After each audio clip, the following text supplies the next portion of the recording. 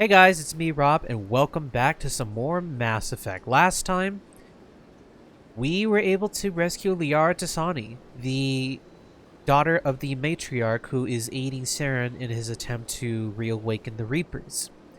While we didn't necessarily get a whole lot of insightful information on how he plans to do that, we still got some other informative information nonetheless. And so, we also decided to enlist Liara onto our team. Now we have a full crew, at least by the standards of the game, of course. So this time, we're going to go ahead and set up. But before we do that, I want to give you a bit of a layout of what we got so far. So we have an assignment from Nasana, who is asking us to go rescue her sister after it was believed that her sister had died from a mercenary group. That is no longer the case. She happens to know where exactly she is, so we get to return to the Artemis Tau cluster. Just seems like everybody loves cropping up there every now and then, so we're gonna go ahead and do that. So I guess I will see you all back at the Normandy then.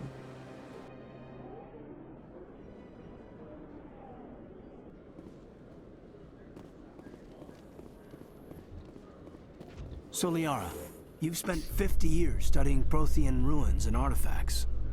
Our travels now are somewhat different from my normal excavations. I would prefer lengthier studies and fewer explosions. Well, I think you've spoken for scientists everywhere, Liara.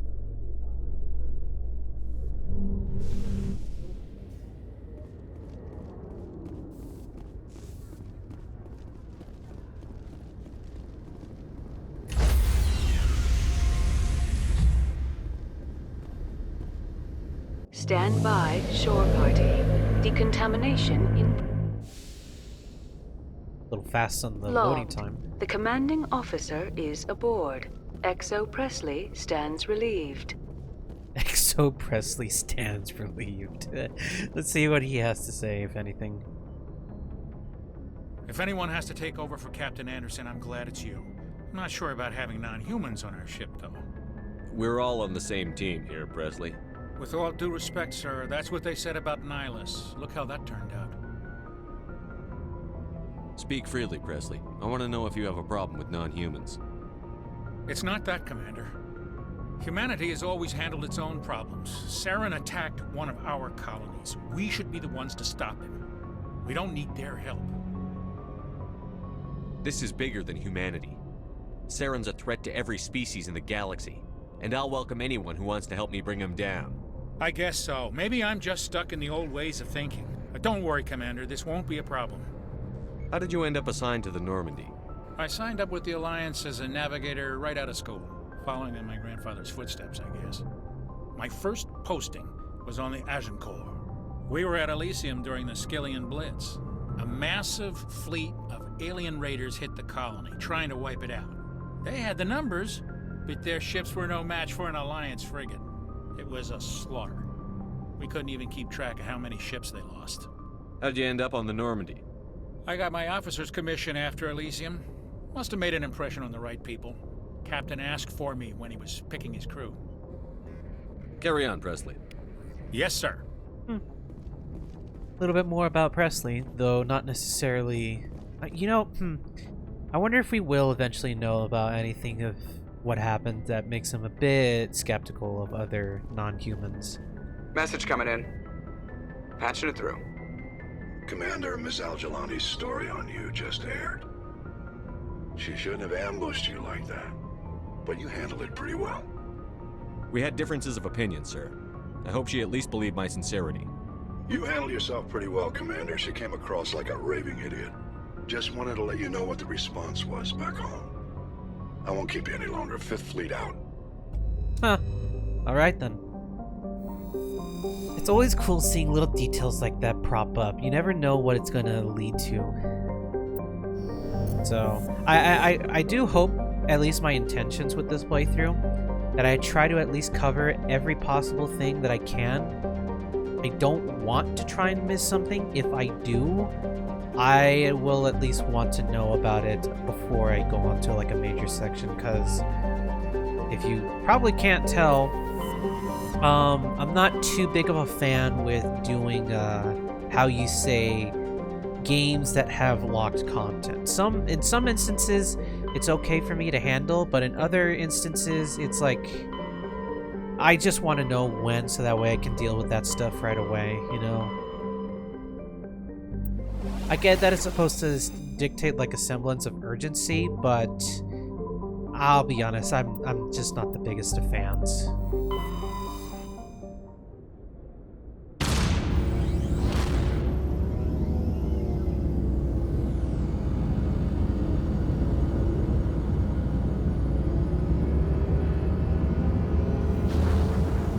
So we're off yet again.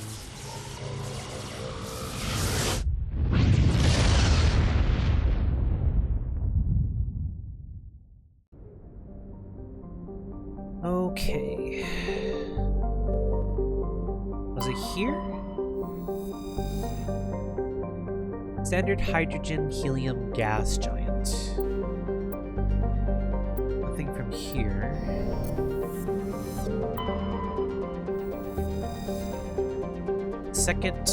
Is the second of Macedon Systems giant terrestrial systems. By far the most interesting. Most of the surface is covered by a vast sea of liquid ammonia, in which a unique aquatic ammonia-based biosphere has developed. While the frozen contents are largely bereft of life, a rich bounty of complex organisms, many larger than a human, flourish in the chilly, toxic seas. While dreadfully inhospitable to humans, Patavig is suitable for colonization by the Volus. Negotiations between the Systems Alliance and the Volus patrons, the Turian hierarchy, have made good progress. Negative 130 degrees Celsius. Yeah, you would probably need some really good protection for this. Enormous terrestrial planet, half again the size of Earth. Despite its thick atmosphere, the weak output of the red dwarf Macedon leaves its surface biting cold. Crust is mainly composed of silica, but significant deposits of iron and other industrial metals are present. These iodes may prove rich enough to be profitably mined despite the heavy gravity. He's scanning the planet Porolon when a strange signal came from orbit. Navigator Presley determined the signal was from an ancient beacon. Your salvage team brought the beacon aboard and found one of Matriarch Dylanaga's writings in its storage compartment. Ooh, so maybe we can go check that out in a little bit.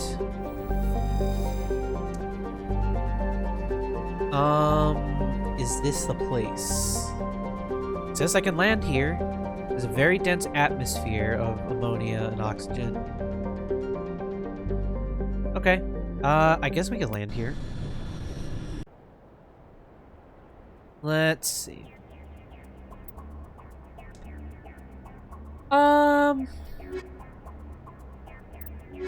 Haven't taken Ashley out for a while, so let's go ahead and... Well, we already did.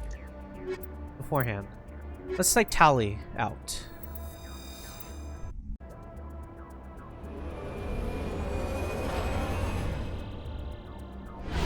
We have deployed. Let's see what stuff we can find here. Ooh, there's some greens here. Although, if you would even call them greens. Okay, there's a stronghold to the north. There's an anomaly to the left, or to the western side of the landscape, and then there's debris not too far from here. So let's head to the debris first. I'll probably cut out these in-between parts where I'm just traveling from point A to point B. So I'll see you guys at the debris. Heading out.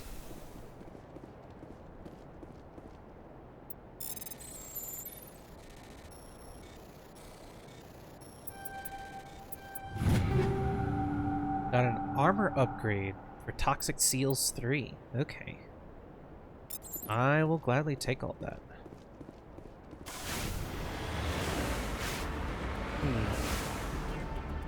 Securing point. Sorry, capsule. Let's see what we can find. Here we go. It's not clear who lived here, but it appears to have been abandoned for some time. The container in the tent held, among other things, one of which Patriarch Dillanaga's writings. Okay. And a lot of credits! Anything else here? Can't interact with these? Okay. There's something else over here as well.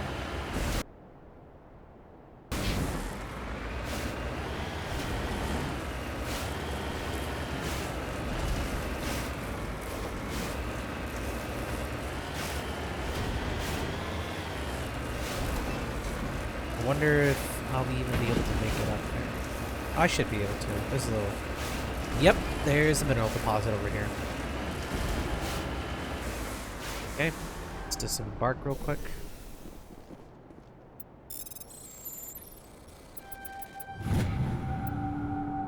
Thorium.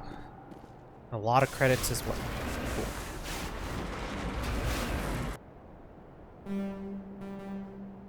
Cool. I guess... Let's head to that stronghold then. Oh, I see it in the distance too.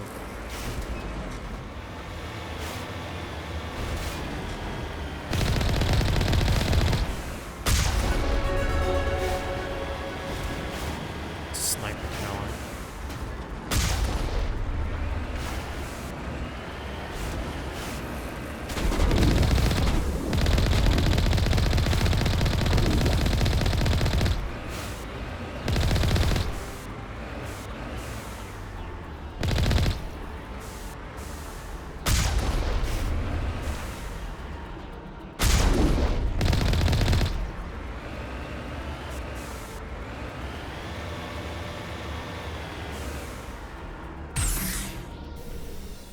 Wonder what it is they are trying to protect.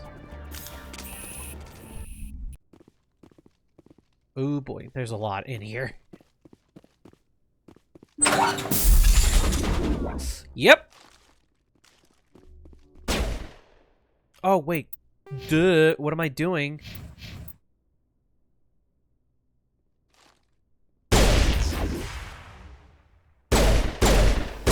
Oh, pirates. I thought these were Geth. Come on.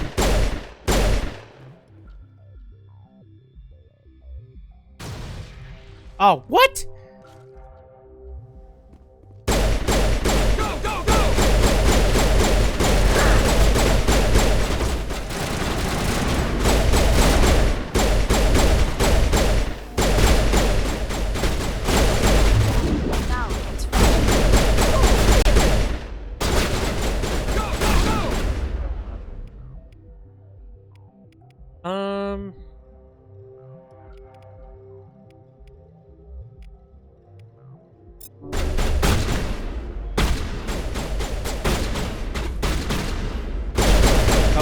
Now it's That guy's not supposed to do that.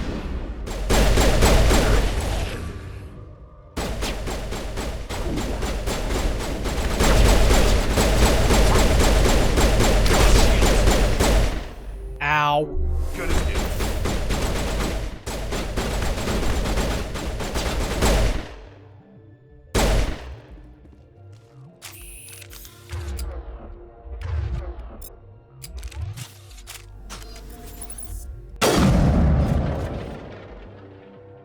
Eat this!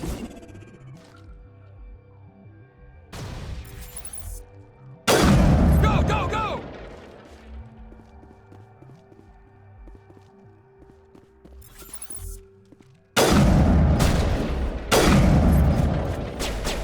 I'll kill you! How many are there? Okay, go first. Ow, ah, what is that? Oh, it's a... it's a DOT. Oh. Is that everybody? all clear. Yep. Ooh, some goodies. Okay, okay. That's for Tali. Another good assault rifle. Ooh, a pistol. Let's see, what do we got here?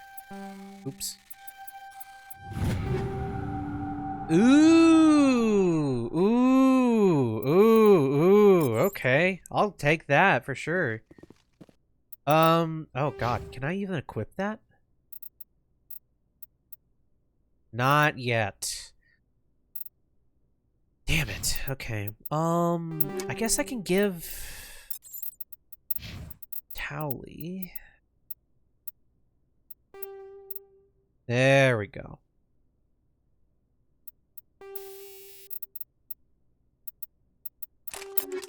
Give her that too.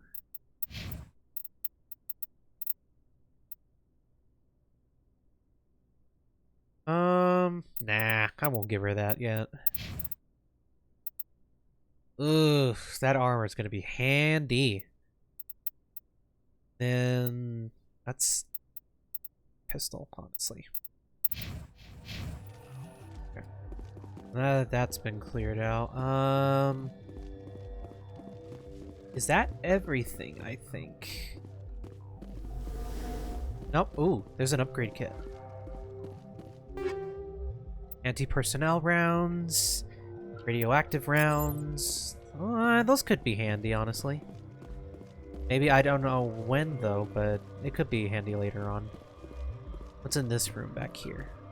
Oh, it's just the stairwell. Okay.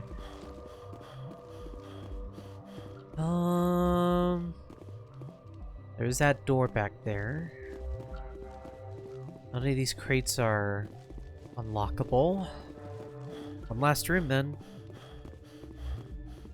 Let's see.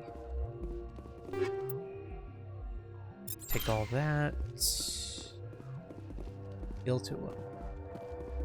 Decryption. Do I not have a good decryption? No, I don't. Does someone have something good?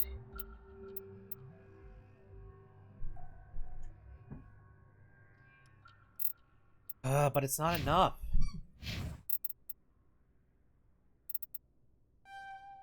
I guess I'll put in those last 2 points. See if that helped. Still doesn't.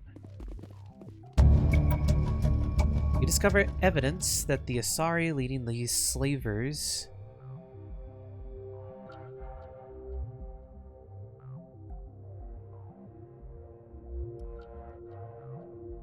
Oh! Oh! I see what's going on. You lead, I'll follow.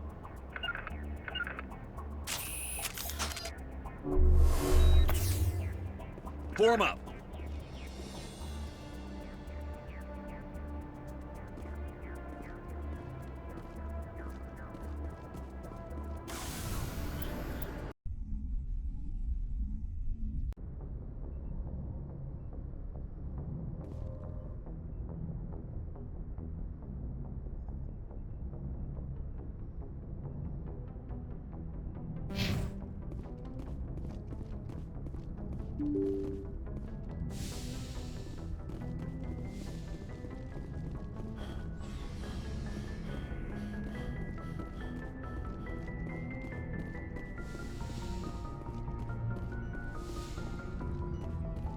Yes, Commander? Is there something you need? How did you end up serving on an Alliance ship? I enlisted right out of med school. Earth always seemed boring to me. Too safe, too secure. I figured the colonies were teeming with exotic adventure. I wanted to travel the stars, tending the wounds of tough soldiers with piercing eyes and sensitive souls. Turns out military life isn't quite as romantic as I'd imagined. But humanity needs the Alliance if we want to keep expanding through the Traverse, and the Alliance always needs good doctors. So I stayed on to do my part. Ever think you made the wrong choice? Sometimes I think about opening a private practice back on Earth. Or maybe taking a position at one of the new med centers out in the colonies. But there's something special about working on soldiers. If I left the Alliance now, I'd feel like I was abandoning them. How well do you know the lieutenant? I'd never worked with him before this mission. But he has an impressive service record, over a dozen special commendations. Tends to keep to himself, though. Maybe because of the headaches. It's not easy being an L2. What does that have to do with it? Well, most biotics now use the L3 implants. Lieutenant Alenko was wired with the old L2 configuration. Sometimes there are complications. What kind of complications? Severe mental disabilities, insanity, crippling physical pain. There's a long list of horrific side effects. Caden's lucky. He just gets migraines. I should go. Goodbye, Commander. Interesting. Oh, hey. What are you doing back here?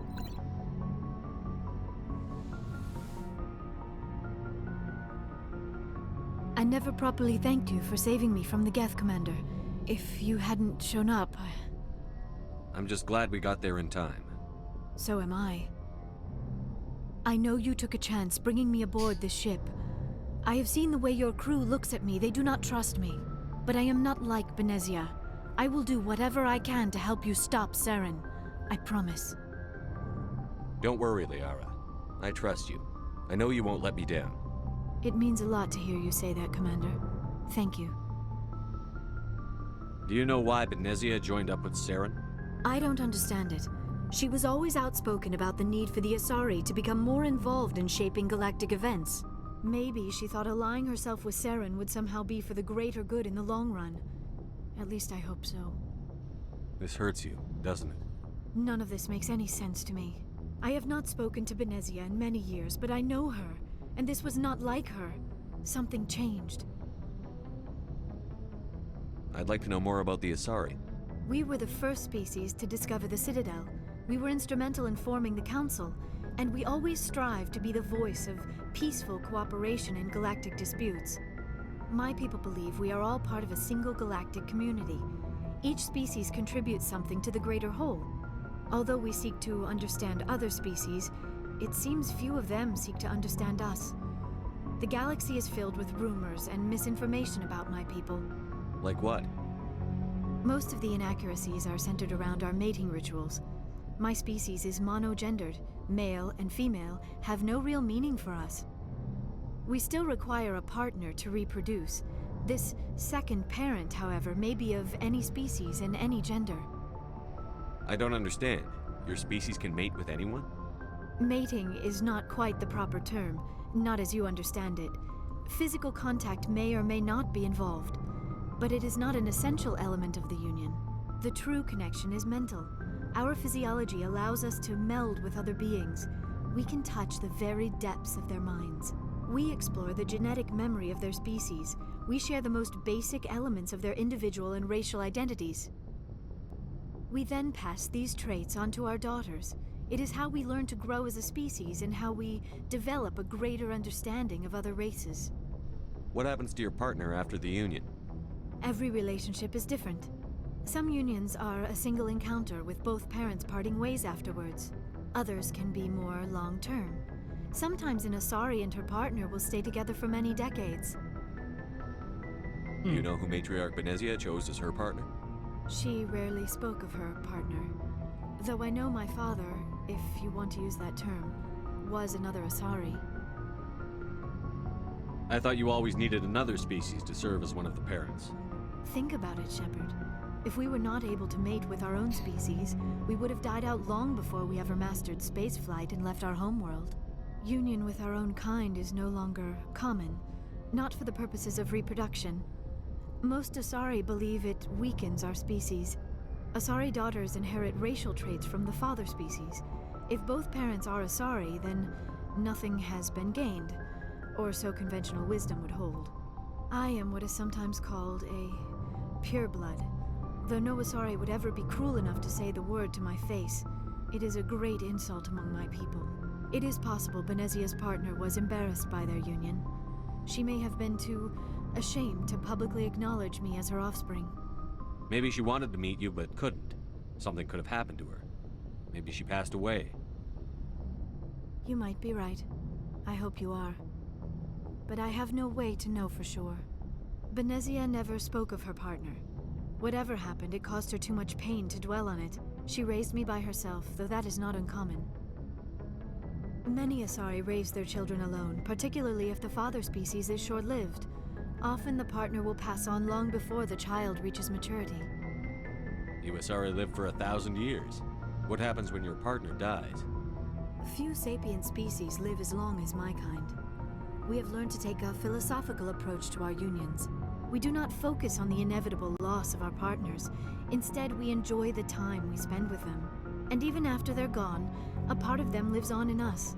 The union is a connection that transcends both time and space. I should go. Goodbye, Commander. What a way what a way to end that one off. No, that's interesting. Huh. It's always fascinating to hear what hear how different races intermingle with one another.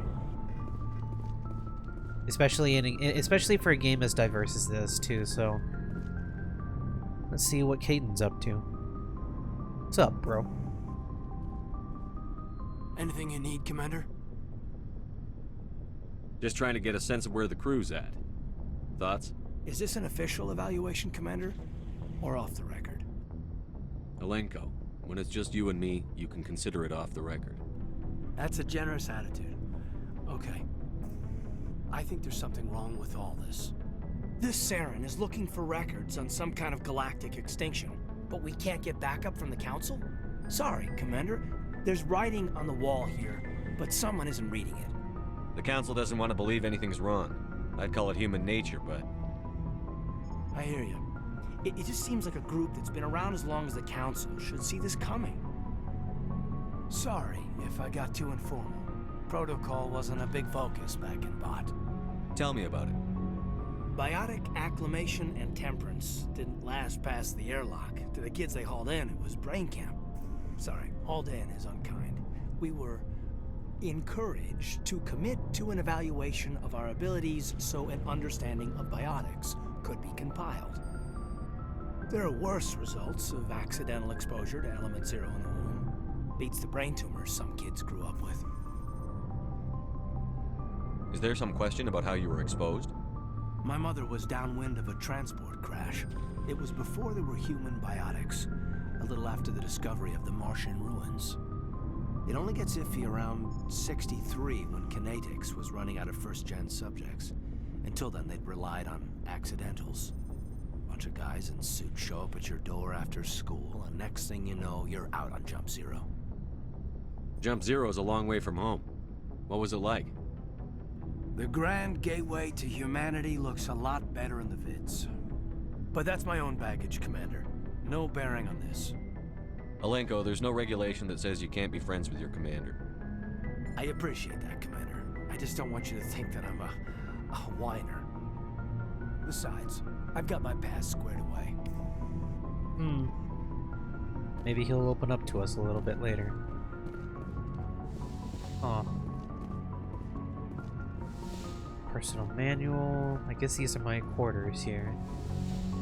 Okay. Let's go talk to others while we're at it. Where does this lead to?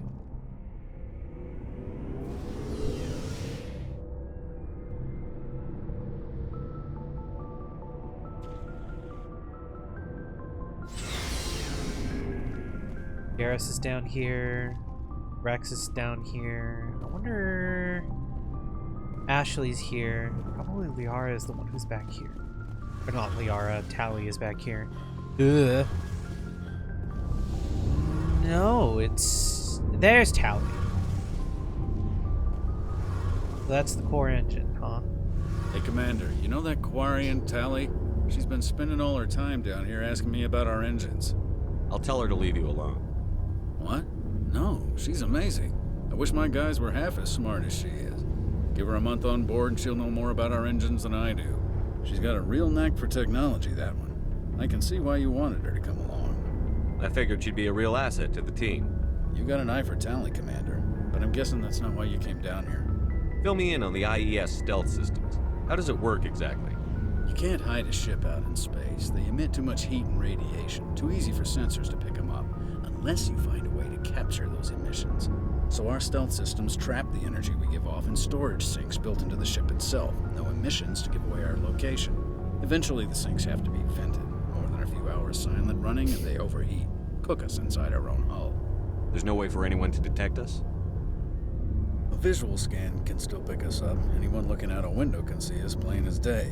But you have to be pretty close to get an actual visual out in space. Most vessels rely on scanners. As long as the stealth systems are engaged, they can't see us. Not unless we accelerate to FTL speeds. Why doesn't it work with faster-than-light travel? Cranking up the FTL blue shifts our emissions, pushes them into frequencies too high to capture in the sinks. As soon as we make the jump, it's like setting off a flare. Sensors can pick up our location whenever we enter or exit FTL flight, but for short-range missions, our stealth systems are amazing, and we've got the only one. I want to know more about the Normandy. She's the best ship I've ever served on, probably the fastest vessel ever designed. And she's the only one using the new Tantalus drive core. What's so special about the Tantalus drive core? Proportionally, it's about twice the size of any other vessel. Not only are we faster, we can run at FTL speeds longer before we have to discharge the core. Where else have you served, Adams? If you name a class of Alliance ship, I've probably served on it. Everything from dreadnoughts and carriers right down to frigates like the Normandy. My last assignment was on the Tokyo, only a cruiser, but she was a good ship. Couldn't hold a candle to the Normandy, though. Carry on, Adams. Aye, aye, Commander. Carry on, carry on. What do we got here? More to the Codex. More to the Codex. Awesome.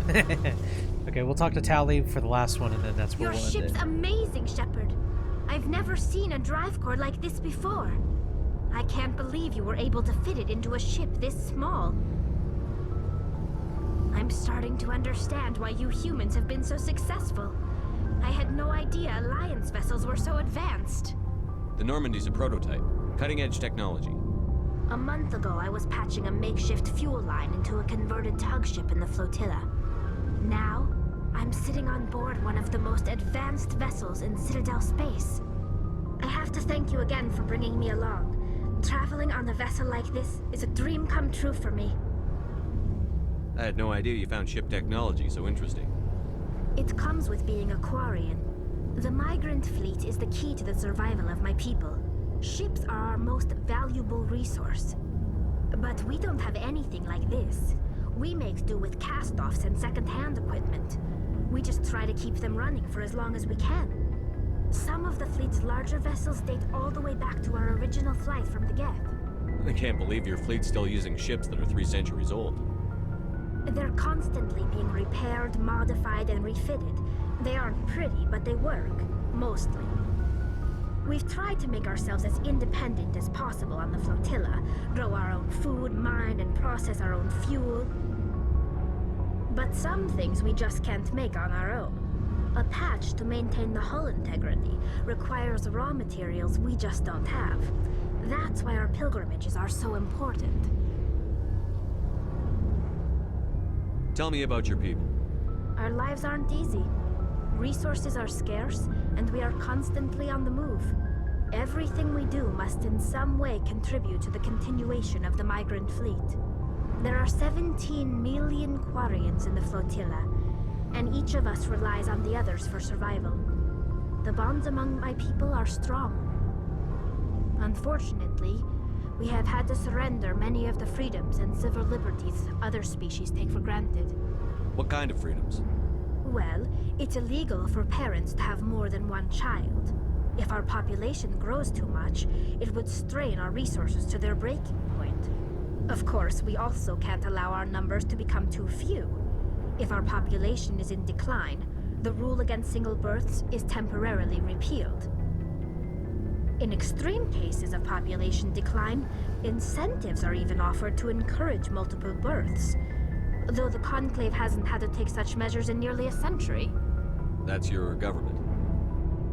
The Conclave is our civilian branch of government. Each ship can elect a representative to serve on the Conclave and make decisions that affect the fleet as a whole. On matters that affect an individual ship, however, the captain has the final say. It's a tradition that dates back to the early days, when the fleet was governed by martial law. Fortunately, most captains nowadays are smart enough to have an elected council from their crew to give them advice and guidance. So the ultimate power rests with elected officials. In practice, the Conclave and the respective council for each ship tend to set the rules that govern our daily lives. But in theory, we are still under military jurisdiction. The 5 top-ranking military officials in the fleet serve on the Admiralty Board. These 5 have the power to overrule any decision by the Conclave in case of emergency. To do so requires unanimous agreement among the Admiralty, and they can only do this once. After that, the entire board must resign their posts. It's a safeguard that served us well.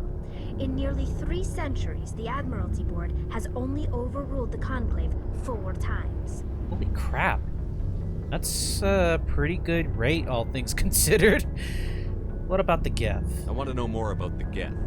I doubt I can tell you anything you don't already know. It's been almost 3 centuries since they drove my people into exile. All I know is the story of their origins. What they were when we created them, and how they turned on us. Interesting. The Geth were originally created to serve as an automated manual labor force. Initially, their intelligence was as limited as any VI.